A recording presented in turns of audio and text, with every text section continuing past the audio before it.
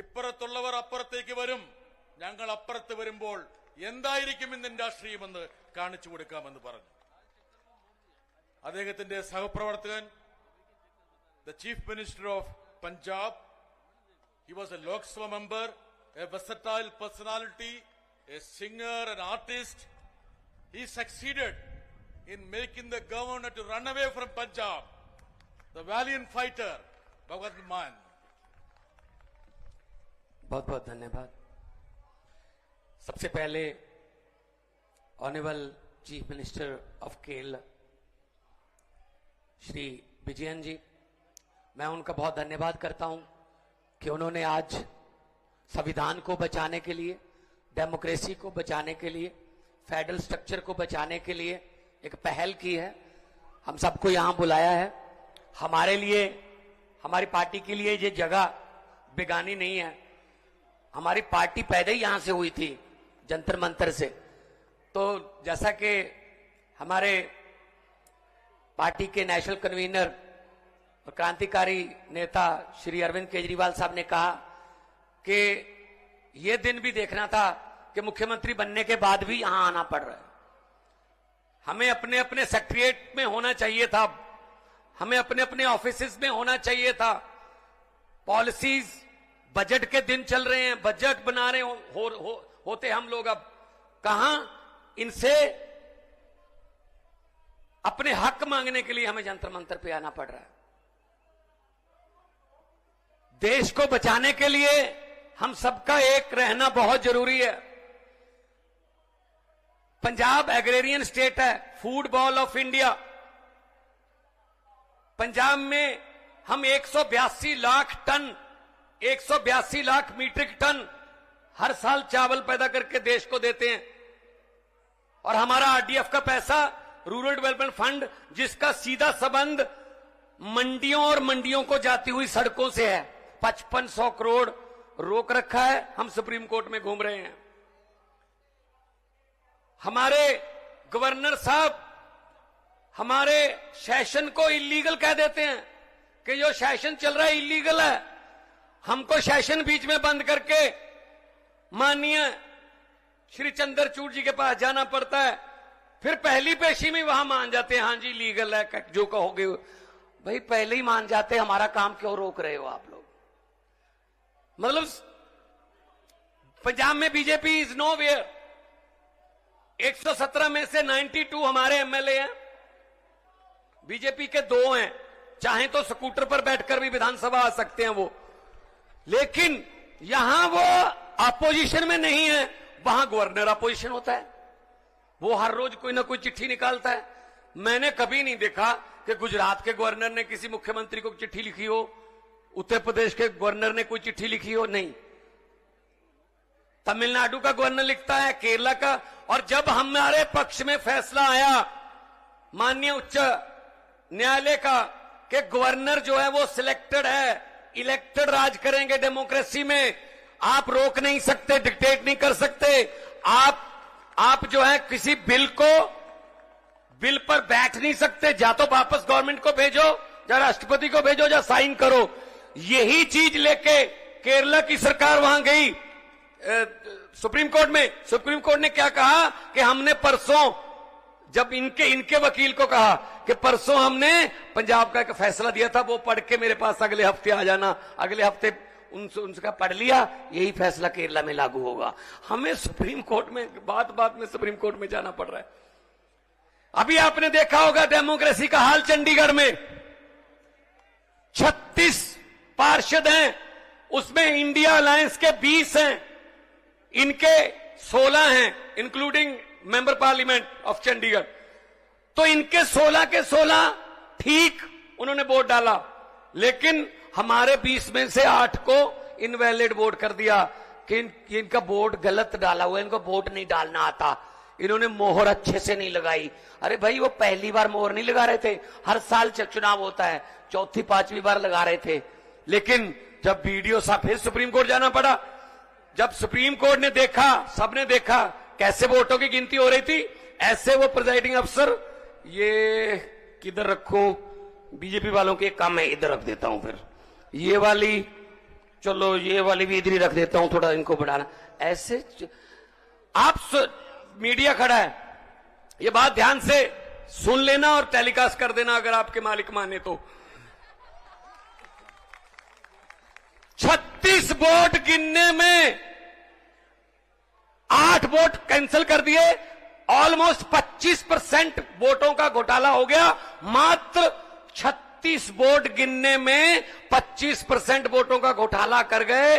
अभी मई जून में 90 करोड़ वोट गिनने हैं, चिंता इस बात की है उसमें क्या करेंगे ये। 36 वोट नहीं गिन रहे। एक 10 बाई 10 किलोमीटर का शहर है चंडीगढ़, वो हार नहीं सकते, बर्दाश्त नहीं होती हार। लेकिन पूरे देश में क्या होगा, चिंता इस बात की है। तो पंजाब अपने हक मांग रहा है, किसानों को एमएसपी का वादा करके। जब किसान आए यहां पर, पूरी दुनिया में उसकी चर्चा हुई, बड़ा आंदोलन था, पूरे देश से किसान आए। तो क्या कहा, एक दिन अचानक से प्रकट होके, एक साल बैठे रहे, 750 किसान उनकी मौत हो गई, और एक दिन अचानक से साल बाद प्रकट होके साहब बोल रहे हैं मेरी तपस्या में कोई कमी रह गई होगी, मैं ये कानून वापस लेता हूं। जी 2-2.5 साल हो गए, अब तो तपस्या पूरी हो गई, अब तो वो बातें मान लो जो कहने आए थे, वो फिर दोबारा आने के बारे में सोच रहे हैं किसान। किसी को भी ये ऐसे निकाल के फेंक दो, किसी के भी फंड रोक दो। और कुछ फंड ऐसे हैं जिसमें कहते हैं मोदी की फोटो लगाओ तो हम देंगे। मैंने कहा यार ये क्या, जो मतलब क्या है ये, मजाक है, फोटो लगाओ। मैंने कहा कितनी देर लगेगी फोटो, अगर मई में बदल गई तो फोटो किसकी लगाओगे फिर। और देखो ये कितना नफरत करते हैं। पंजाब कुर्बानियों का स्टेट है, 90% कुर्बानियां देश की आजादी के लिए पंजाबियों की हैं। आज भी हमारा कोई गांव नहीं होगा पंजाब का, 13,500 गांव हैं, एक भी गांव नहीं होगा जहां किसी न किसी शहीद का बुत ना लगा हो, कोई उसकी याद में गेट ना बना हो, चाहे वो कारगिल की लड़ाई का हो, चाहे आजादी की लड़ाई का, चाहे 65 का, चाहे 71 का, चाहे 62 का, कोई ना कोई शहीद है। और हर तीसरे गांव में कोई ना कोई गुरु चरण, उनके चरण शो प्राप्त धरती है। और पंजाबी वतन प्रस्त हैं, देश के लिए लड़े। और ये क्या कर रहे हैं, सिला क्या दे रहे हैं। हमने 3 झांकियां 26 जनवरी की परेड के लिए दी। एक में भगत सिंह, देश की कुर्बानी, पंजाब की कुर्बानियों का इतिहास, उसका टाइटल था। भगत सिंह, राजगुरु सुखदेव, करतार सिंह सराभा, महाराजा रणजीत सिंह, जलियांवाले बाग का जो कांड हुआ सब था उसमें। दूसरे में माई भागो, first lady Sikh warrior, first my भागो जो लड़ी, बहुत दलेरी से लड़ी। और तीसरा था पंजाब का कल्चर, हमारा जो लंगर की प्रथा, हमारा जो फुलकारियां, हमारा गिद्दा भंगड़ा, तीनों रिजेक्ट कर दी भाई साहब। पंजाब की झांकी नहीं थी 26 जनवरी में। क्या पंजाब आजादी के जश्न 15 अगस्त 26 जनवरी पंजाब के बिना मना लोगे? ये कौन होते हैं भगत सिंह को रिजेक्ट करने वाले? ये कौन होते हैं करतार सिंह सराभा को, लाला लाजपत राय को रिजेक्ट करने वाले? देश के मालिक बन के बैठ गए। देश इनके बाप की जगीर है क्या? हमारे पुरखों ने, हमारे बुजुर्गों ने लड़ाई लड़ी, हमको देश लेके दिया, और ये बैठ गए प्रधानमंत्री की कुर्सी पर बैठ गए। वहां जो भी मुंह में आता है बोल देते हैं। कल तो बड़ी राज्यसभा में फेडरल स्ट्रक्चर की बातें हो रही थी कि मैं जब मुख्यमंत्री होता था मुझे यूपीए तंग करती थी, अब क्या हमें सम्मानित कर रहे हो तुम लोग? अब भी तो तंग ही कर रहे हो। मैंने तो पार्लियामेंट में बोल दिया था, क्योंकि कविता एक ऐसी चीज है, जहां ना पहुंचे रवि वहां पहुंचे कवि। एक तरफ आधे घंटे का भाषण, एक तरफ 3-4 लाइनें बस। मैंने बोल दिया था, मेरे सामने बैठे थे पार्लियामेंट में, जब डी राजा जी, मेरे और बहुत से साथी बैठे हैं जो पार्लियामेंट में अभी भी हैं, तो मैंने बोल दिया, मैंने कहा 15 लाख की रकम लिखता हूं तो कलम रुक जाती है। हर बात पे जुमला चल रहा है ना। 15 लाख की रकम लिखता हूं तो कलम रुक जाती है। काले धन के बारे में सोचता हूं तो स्याही सूख जाती है। मोदी जी हर बात ही जुमला निकली। अब तो यह भी शक है क्या चाय बनानी आती है? शायद वो भी ना आती हो, वो भी जुमला ही होगा। हर बात पे जुमला। कुछ तो सच बोल दो इस देश के लिए, कुछ तो सच बोल दो देश के लिए। तेल बेच दिया, रेल बेच दिया, भेल बेच दिया, एयरपोर्ट बेच दिए।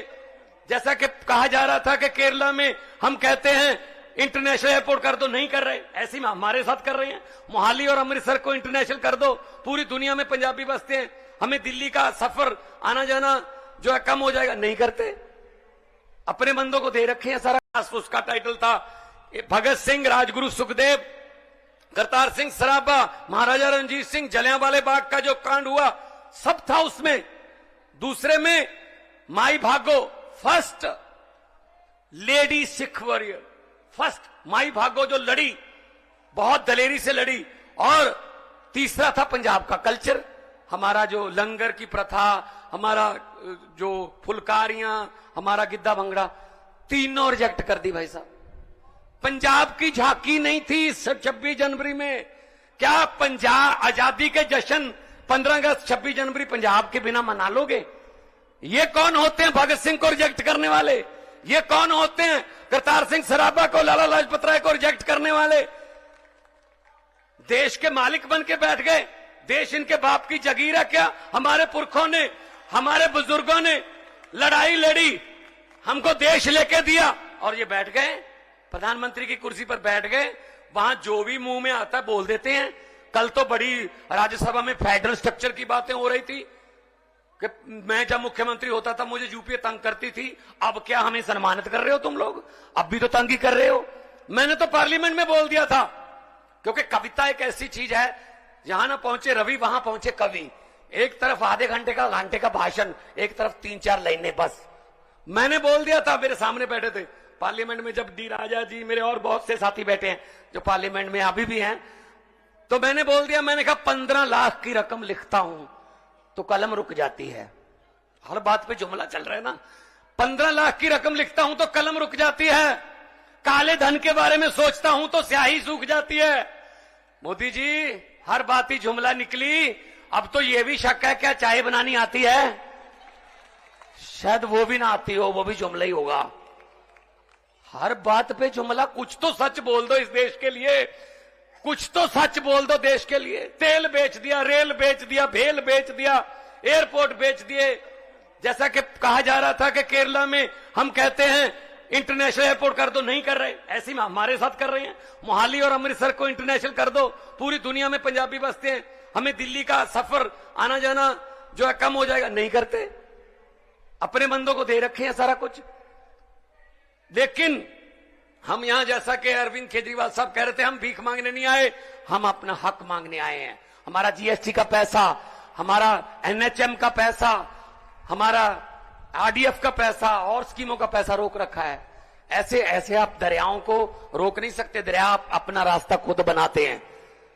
दरिया अपना रास्ता खुद बनाते हैं। जब मैंने कहा कि कोई बात नहीं, आप झांकी पंजाब की मत दिखाओ, मैंने 10 सेट बना लिए उसके, पूरे पंजाब में दिखाऊंगा मैंने कहा, और लोगों से पूछूंगा ये रिएक्ट होने वाली हैं?